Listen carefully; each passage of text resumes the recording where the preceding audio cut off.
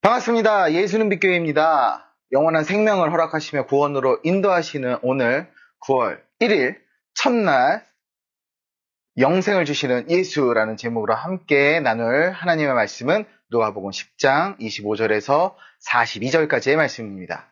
제가 가진 신약성경 111면입니다. 함께 본문 말씀 보겠습니다. 신약성경 복음서에 있는 누가복음 10장 25절에서 42절까지의 말씀입니다. 하나님의 말씀에 경청하십시오.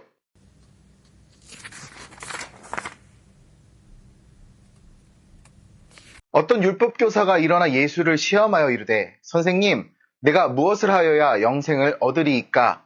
예수께서 이르시되 율법에 무엇이라 기록되었으며 내가 어떻게 읽느냐?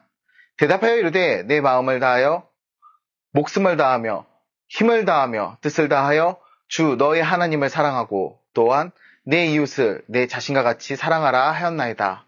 예수께서 이르시되 내 대답이 옳도다. 이를 행하라 그리하면 살리라 하시니 그 사람이 자기를 옳게 보이려고 예수께 여짜오되 그러면 내 이웃이 누구입니까? 예수께서 대답하여 이르시되 어떤 사람이 예루살렘에서 여리고로 내려가다가 강도를 만나매 강도들이 그 옷을 벗기고 때려 거의 죽은 것을 버리고 갔더라. 마치 한 제사장이 그 길로 내려가다가 그를 보고 피하여 지나가고 또 이와 같이 한 레위인도 그곳에 이르러 그를 보고 피하여 지나가되 어떤 사마리아 사람은 여행하는 중 거기 이르러 그를 보고 불쌍히 여겨 가까이 가서 기름과 포도주를 그 상처에 붓고 싸매고 자기 짐승에 태워 주막으로 데리고 가서 돌봐주니라. 이튿날 그가 주막 주인에게 데나리온 2를 내어주며 이르되 이 사람을 돌봐주라. 비용이 더 들면 내가 돌아올 때에 갚으리라 하였으니 네 생각에는 이 세 사람 중에 누가 강도 만난 자의 이웃이 되겠느냐? 이르되 자비를 베푼 자니이다. 예수께서 이르시되 가서 너도 이와 같이 하라 하시니라. 그들이 길 갈 때 예수께서 한 마을에 들어가심에 마르다라 이름하는 한 여자가 자기 집으로 영접하더라. 그에게 마리아라 하는 동생이 있어 주의 발치에 앉아 그의 말씀을 듣더니 마르다는 준비하는 일이 많아 마음이 분주한지라. 예수께 나아가 이르되 주여 내 동생이 나 혼자 일하게 두는 것을 생각하지 아니하시나이까? 그를 명하사 나를 도와주라 하소서. 주께서 대답하여 이르시되 마르다야 마르다야 내가 많은 일로 염려하고 근심하나 몇 가지만 하든지 혹은 한 가지만이라도 족하니라. 마리아는 이 좋은 편을 택하였으니 빼앗기지 아니하리라 하시니라. 아멘.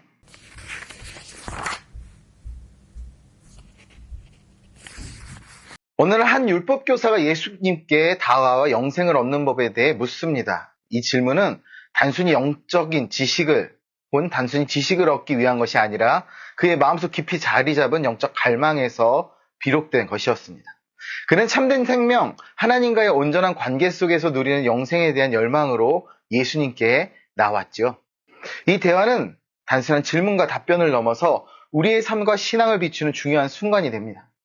예수님은 이 질문을 통해 단순한 대답을 넘어서 율법교사가 진정으로 걸어가야 할 길의 의미를 밝혀주십니다. 그 길이 어디로 향하는지를 분명히 하시며 예수님 자신이 가고 계신 십자가의 길이 무엇을 의미하는지 드러내십니다. 당시 유대 사회에서는 종교 지도자들이 자주 예수님께 다가와 질문을 던지며 예수님의 가르침을 시험하려 했습니다. 이 율법교사도 예수님께 질문을 던지며 예수님의 가르침을 탐구하려 했습니다. 그러나 예수님은 그 질문을 단순히 표면적으로 다루지 않으시고 율법의 본질과 하나님 나라의 진리를 깊이 있게 설명하셨죠. 이 과정에서 우리는 예수님께서 가르쳐 주시는 십자가의 길이 단순히 고난과 희생이 아닌 진정한 생명으로 이끄는 길임을 깨닫게 됩니다. 이제 이 이야기를 통해 예수님이 무엇을 가르치고자 하셨는지 그리고 우리가 그 가르침을 어떻게 받아들여야 할지 함께 살펴보려 합니다. 오늘 말씀은 단순히 과거의 한 사건을 넘어서 우리 삶 속에서 하나님께서 우리에게 주시는 중요한 도전과 지침으로 다가옵니다. 이 대화 속에서 예수님은 우리에게 새로운 시각과 깨달음을 열어주고 계십니다. 이제 말씀 속으로 함께 들어가 보겠습니다.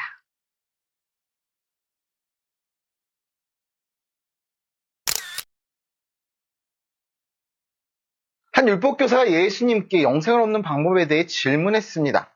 그러나 그가 이 질문을 한 목적은 예수님께 가르침을 받으려 한 것이 아니라 오히려 예수님을 시험하고자 하는 것이었습니다.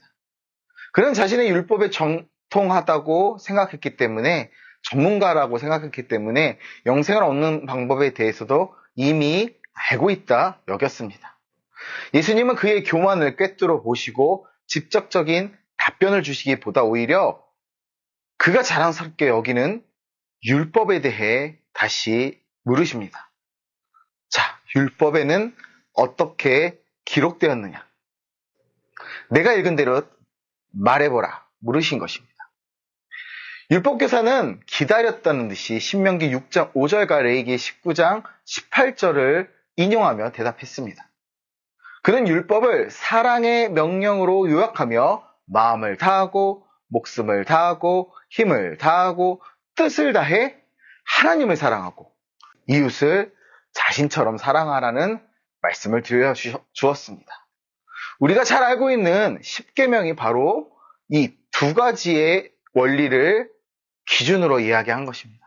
1에서 4계명까지는 하나님 사랑, 5에서 10계명까지는 이웃 사랑을 이야기하죠. 그의 대답은 율법을 지키면 영생을 얻을 수 있다는 논리를 기반한 것입니다.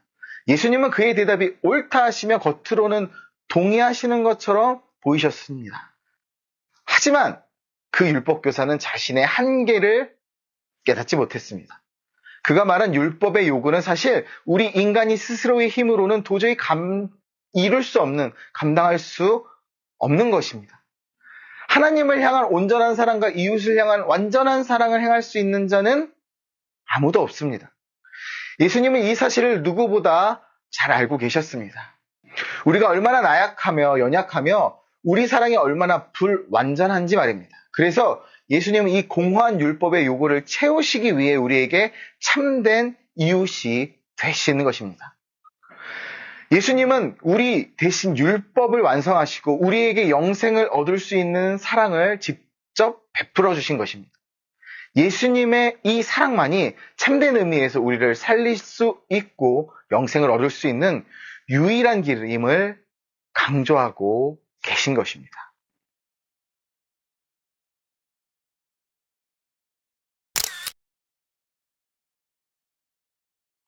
율법교사는 예수님이 자신을 인정했다 생각했습니다. 그래서 더욱 자신을 드러내고자 내 이웃이 누구입니까? 라고 질문했습니다. 그는 이 질문을 통해 자신의 지혜와 율법에 대한 깊은 이해를 과시하고자 했을 것입니다. 그러나 예수님은 이번에도 직접적인 답변을 피하시고 대신 비유로 말씀하십니다. 예수님의 비유에는 강도를 만나 고통받는 사람이 등장합니다. 그를 보고도 제사장, 레위인은 아무런 도움을 주지 않고 지나쳐버렸습니다. 그들은 율법의 규정과 자신의 안전을 우선시하며 그리고 충분히 도움을 줄 수 있는 재정적, 사회적 권위와 힘이 있는데도 이웃사랑의 책임을 외면한 것입니다. 하지만 사마리아 사람은 달랐습니다. 유대인들이 멸시하던 이 사마리아 사람은 강도 만난 자를 불쌍히 여기고 자신의 시간과 자원을 희생하며 그에게 선을 베풀었습니다. 그는 그를 위해 상처를 싸매고 자신의 짐승에 태워 여관으로 데려가 돌봐주었으며 심지어 그가 회복될 때까지 필요한 비용을 모두 책임지겠다고 했습니다. 예수님은 이 비유를 통해 율법교사에게 물으십니다. 누가 강도 만난 자의 이웃이 되겠느냐? 이 질문은 율법교사에게 강렬한 도전을 던졌습니다. 결국 율법교사는 마지못해 자비를 베푼 사람이 그 강도 만난 사람의 이웃이 되었다고 인정할 수밖에 없었습니다. 율법교사가 알고 있는 이웃사랑의 실천은 바로 사마리아 사람이었기 때문입니다. 율법교사는 율법의 기준에 따라 자신의 이웃이 누구인지 이미 정해져 있다고 생각했습니다. 그는 유대인들 가운데서 율법을 잘 지키는 사람들이 자신의 이웃이라 여겼을 것입니다. 그러나 예수님은 이 비유를 통해 우리가 선을 베푸는 순간 그 대상이 누구든지 우리의 이웃이 된다는 놀라운 진리를 가르쳐 주십니다. 이웃의 범위는 고정된 것이 아니라 우리가 사랑을 실천할 때마다 넓어지고 확장된다는 유동적인 것입니다. 예수님은 이 비유를 통해서 우리가 어떤 사람에게나 이웃이 되어야 한다는, 그리고 이웃을 사랑하라는 율법의 본질을 깨우쳐 주셨습니다. 예수님이 걸어가시는 십자가의 길은 모든 사람에게 참된 이웃이 되어 주시는 길입니다. 그 길은 단순히 법적 의무를 다하는 것이 아니라 자비와 사랑으로 충만한 삶을 사는 것입니다. 성도로서 우리는 주님의 뒤를 따라, 예수님의 길을 따라 이 세상에서 많은 사람에게 이웃이 되어주는 삶을 살아야 합니다. 우리의 이웃은 단지 가까운 사람들이나 유사한 배경을 가진 사람들이 아니라 우리가 사랑을 베풀 때 만나는 모든 사람임을 예수님은 가르쳐 주십니다. 우리는 예수님의 가르침을 따라 이 세상에서 참된 사랑과 자비를 실천하는 자로 살아가야 합니다.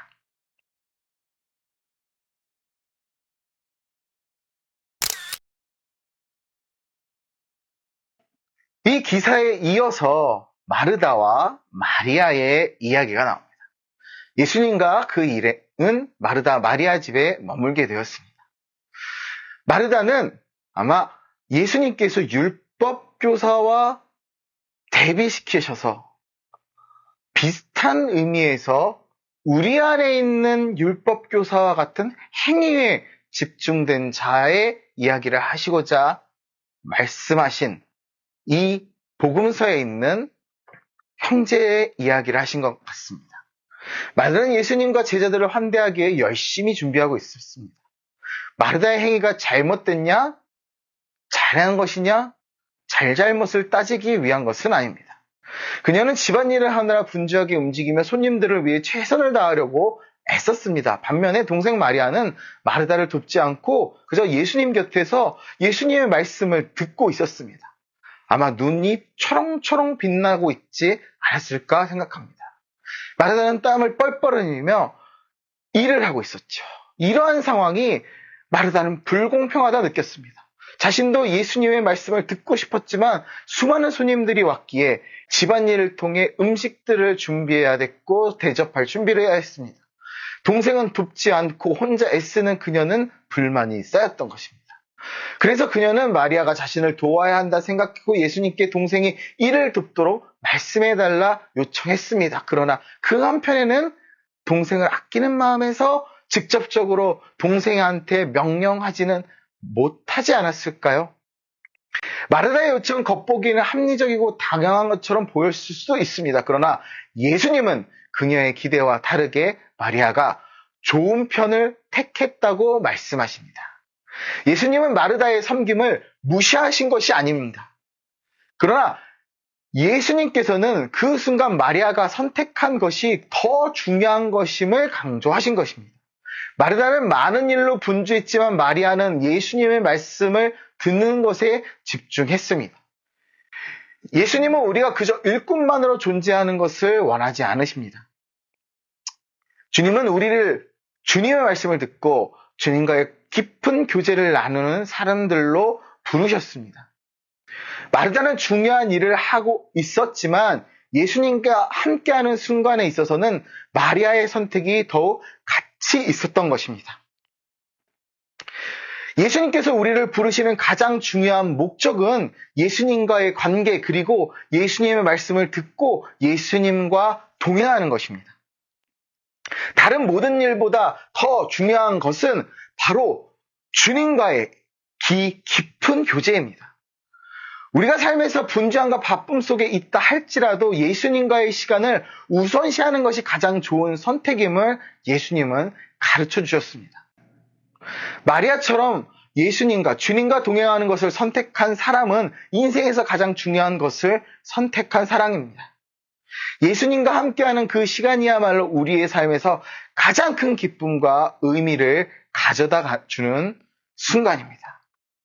그렇기에 주일이 주님의 날이 되어야 합니다.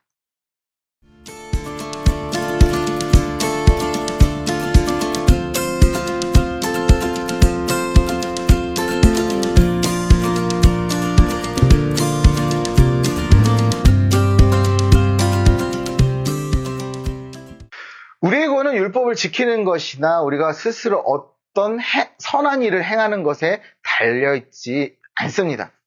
인간의 노력이나 행위로는 결코 영생을 얻을 수 없음을 우리는 깨달아야 합니다. 우리의 유일한 길은 오직 예수 그리스도를 인격적으로 만나고 예수님의 도우심을 온전히 의지하는 데 달려 있습니다. 예수님께서 보여주신 사랑과 은혜만이 우리에게 영원한 생명을 가져다 줄 수 있습니다. 예수 그리스도만이 참된 구원의 길이시며 오직 예수님만이 우리에게 영생을 주실 수 있는 분이십니다.